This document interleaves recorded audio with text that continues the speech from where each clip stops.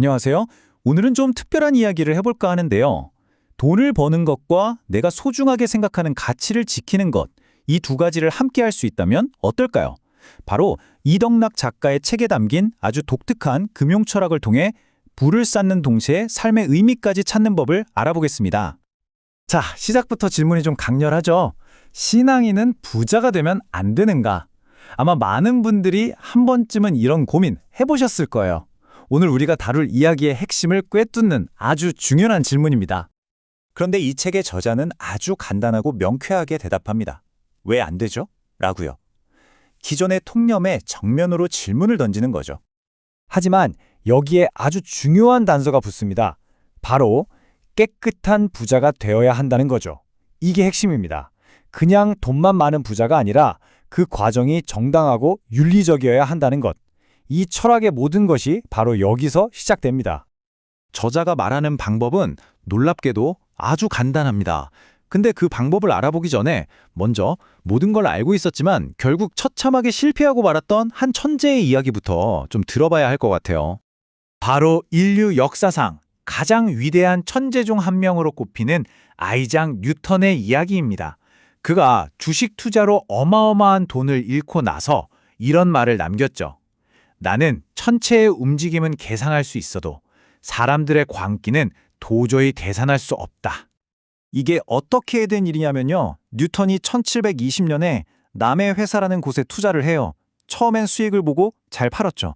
그런데 주변 친구들이 막 더 큰 돈을 버는 걸 보니까 배가 아팠던 거예요. 시기심에 눈이 멀어서 이성을 잃고 다시 시장에 뛰어든 거죠. 그것도 가장 비쌀 때요. 결과는 전 재산의 90%를 날렸습니다. 정말 끔찍하죠. 이 천재가 왜 실패했을까요? 바로 감정, 그러니까 탐욕과 조급함에 휘둘린 단기 매매 때문이었습니다. 천재성만으로는 시장의 광기를 이길 수 없다는 걸 보여주는 정말 뼈아픈 교훈이죠.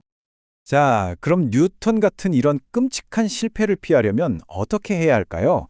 이 책의 저자가 제시하는 근본적인 철학으로 한번 들어가 보겠습니다. 그는 성공이라는 개념 자체를 새롭게 정의하는 것부터 시작합니다.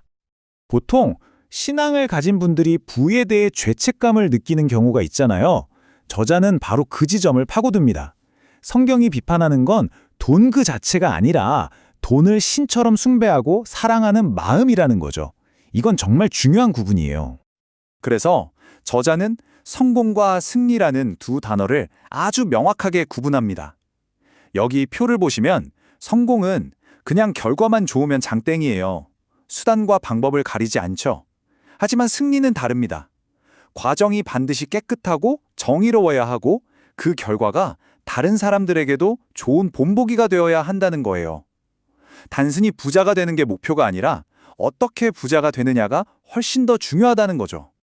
좋습니다. 그럼 이제 대부분의 투자자들이 바로 그 천재 뉴턴처럼 실패의 늪에 빠지는 구체적인 이유, 그 두 가지 흔한 실수를 한번 짚어보겠습니다. 저자가 지적하는 건 딱 두 가지입니다. 첫째, 단기 투자. 주가가 오를지 내릴지 타이밍을 맞추려고 하는 거요. 이건 끝없는 탐욕과 불안을 낳습니다. 둘째, 개별 주식 투자. 어떤 특정 회사 주식 하나에 올인하는 거죠. 아시다시피 개별 주식은 변동성이 엄청나서 사람을 스트레스 받게 하고 감정적인 결정을 내리게 만듭니다. 어때요? 바로 뉴턴을 망하게 했던 탐욕, 불안, 시기심 같은 감정들을 자극하는 딱 좋은 방법들이죠. 이 그래프 좀 보세요. 이거 진짜 충격적이지 않나요? 2020년 4월부터 2022년 5월까지 한국 시장에서 개인 투자자들의 평균 수익률이 겨우 1.9%였습니다. 1.9%요! 그런데 같은 기간에 시장 전체를 보여주는 코스피 지수는 무려 50.72%나 올랐어요. 이게 뭘 의미할까요? 우리가 시장을 이겨보겠다고 아등바등하는 게 얼마나 부질없는 싸움인지를 숫자가 그대로 보여주고 있는 겁니다. 자, 지금까지 우리가 봤던 스트레스는 있는 대로 다 받고 수익률은 낮은 이 잘못된 투자 방식에 대한 해독제를 이제 공개할 시간입니다. 저자가 제안하는 해결책은요, 놀라울 만큼, 정말 놀라울 만큼 간단합니다. 기존 방식과 새로운 방식을 한번 비교해 볼까요? 왼쪽은 개별 주식을 사고 팔면서 단기 매매를 하는 거예요. 늘 핸드폰 쳐다봐야 하고 스트레스가 엄청나죠?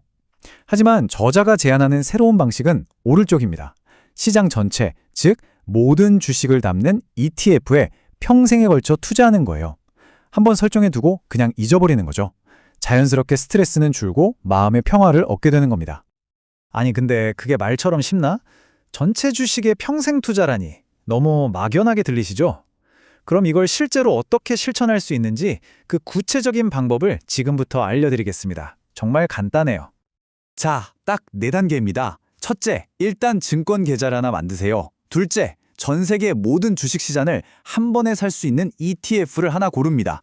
예를 들면 VT 같은 거요. 이 ETF는 그냥 전 세계 수천 개 기업을 조금씩 다 사모은 주식 종합 선물 세트라고 생각하시면 돼요. 셋째, 그냥 은행에 적금 붙듯이 매달 꾸준히 기계적으로 이 ETF를 사는 겁니다. 그리고 마지막 넷째, 이게 제일 중요해요.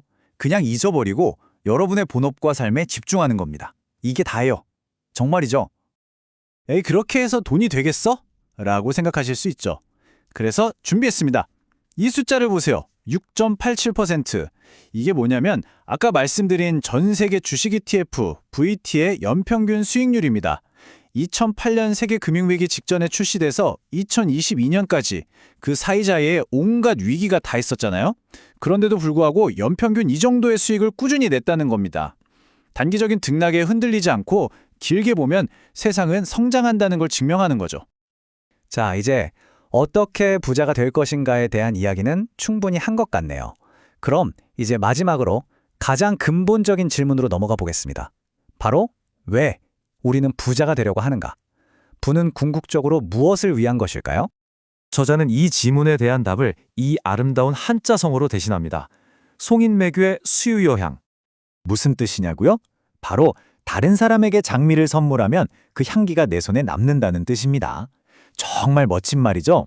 우리가 쌓은 부의 진정한 가치는 그걸 나 혼자 움켜쥐고 있을 때가 아니라 다른 사람들을 위해 나누고 좋은 일을 하는 데 쓸 때 비로소 빛을 발한다는 겁니다. 다른 사람에게 좋은 향기를 풍기면 결국 내 삶도 그 향기로 가득 차게 된다는 깊은 의미가 담겨 있죠. 그래서 오늘 이야기의 마지막 질문은 바로 이것입니다. 여러분의 삶은 그리고 여러분이 이룰 부는 과연 어떤 향기를 남기게 될까요? 단순히 돈을 많이 버는 것을 넘어서 그 돈으로 세상에 어떤 긍정적인 흔적을 남길 것인가? 이것이야말로 천천히 부자 되기가 우리에게 던지는 궁극적인 질문이 아닐까 싶습니다.